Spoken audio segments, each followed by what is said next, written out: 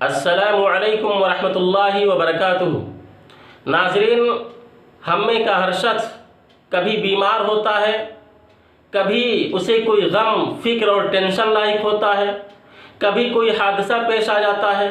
غرض ہے کہ ہم میں کا ہر شخص کسی نہ کسی پریشانی میں وقتاً فوقتاً مبتلا ہوتا رہتا ہے، اور ہم میں سے کوئی یہ نہیں چاہتا کہ وہ کسی پریشانی میں مبتلا ہو، کسی تکلیف سے دوچار ہو، لیکن اللہ رب العالمین نے جو کچھ ہماری تقدیر میں لکھ دیا ہے وہ ہو کر کے رہنا ہے۔ لیکن ہمارے لیے ایک خوشی کی بات یہ ہے کہ ہم پر جو بھی تکلیف آتی ہے، جس مصیبت سے بھی ہم دوچار ہوتے ہیں، جو تکلیف بھی ہمیں لاحق ہوتی ہے، تو اس تکلیف، اس مصیبت، اس غم کو اللہ رب العالمین ہمارے گناہوں کا کفارہ بنا دیتا ہے۔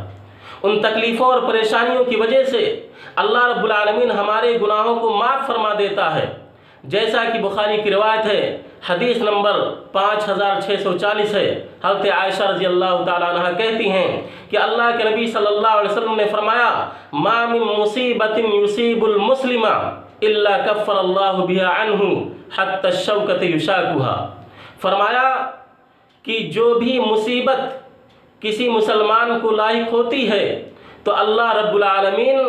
اس کی جانب سے اس مصیبت کو کفارہ بنا دیتا ہے، یہاں تک کہ اگر کانٹا بھی اسے چبھتا ہے تو اس کو بھی اللہ رب العالمین اس کے لیے کفارہ بنا دیتا ہے۔ اس سے بھی تفصیلی روایت بخاری ہی کے اندر حدیث نمبر 5642 ہے، اور یہ حدیث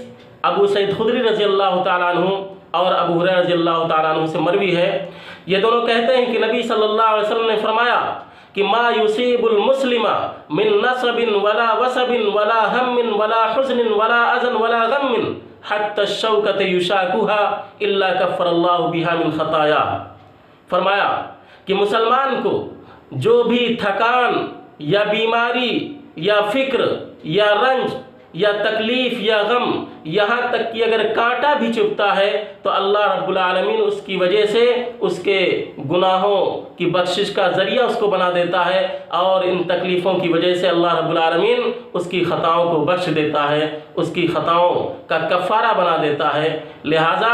یہ تکلیفیں، یہ پریشانیاں، یہ مصیبتیں اگر ہمیں لاحق ہوں تو ہم اللہ رب العالمین سے دعا کریں اور ان مصیبتوں اور تکلیفوں پر صبر کریں، اور اللہ کے نبی صلی اللہ علیہ وسلم کی ان احادیث کو یاد کر کے ہم اپنے غم، فکر اور رنج کو ہلکا تصور کریں،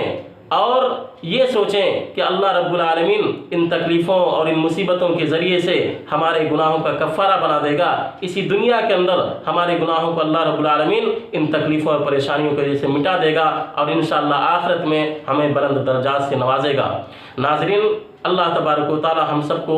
ہر قسم کی تکلیف، مصیبت اور بلا سے محفوظ رکھے، اور اگر ہم پر کوئی تکلیف اور مصیبت آتی ہے تو اللہ تبارک و تعالی اسے ہمارے گناہوں کا کفارہ بنا دے۔ ناظرین، آپ سے گزارش ہے کہ اگر آپ نے اب تک ہمارے چینل کو سبسکرائب نہیں کیا ہے تو برائے مہربانی اس کو سبسکرائب کر لیں اور گھنٹی کے نشان کو دبا دیں، تاکہ جب بھی ہم کوئی ویڈیو اپلوڈ کریں تو آپ تک پہنچ جائے۔ ساتھ ہی ساتھ اسے دوستوں، احباب اور رشتہ داروں میں شیئر کریں تاکہ زیادہ سے زیادہ لوگوں تک دین کی باتیں پہنچ سکیں۔ والسلام علیکم ورحمۃ اللہ وبرکاتہ۔